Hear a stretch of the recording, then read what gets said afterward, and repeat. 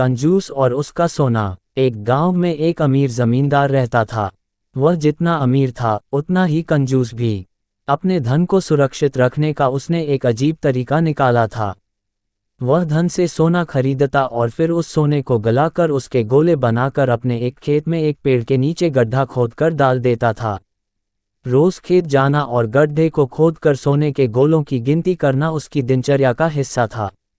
इस तरह वह सुनिश्चित करता था कि उसका सोना सुरक्षित है। एक दिन एक चोर ने कंजूस आदमी को गड्ढे में से सोना निकालकर गिनते हुए देख लिया। वह छुपकर उसके जाने का इंतजार करने लगा। जैसे ही कंजूस आदमी गया, वह गड्ढे के पास पहुंचा और उसमें से सोना निकालकर भाग गया।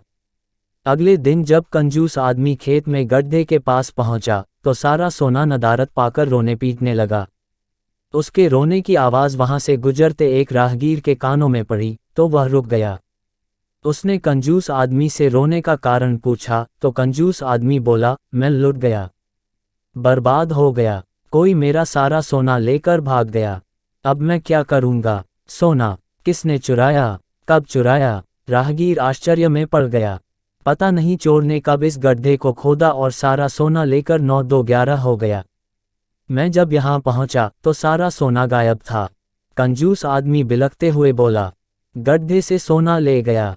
तुम अपना सोना यहाँ इस गड्ढे में क्यों रखते हो? अपने घर पर क्यों नहीं रखते? वहाँ ज़रूरत पड़ने पर तुम उसका आसानी से उपयोग कर सकते हो। राहगीर बोला, मैं अपने सोने को कभी हाथ नहीं लगाता। मैं उसे सहेज कर रखता हूँ और हमेशा रखता, यदि वो चोर उसे चुराकर नहीं ले जाता।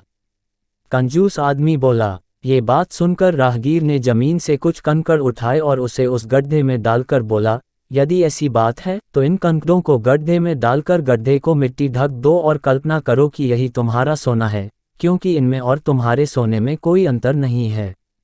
ये भी किसी काम के नहीं और तुम्हारा सोना भी किसी काम का नहीं था। उस सोने का तुमने कभी कोई उपयोग ही नहीं किया, न ही करने वाले थे।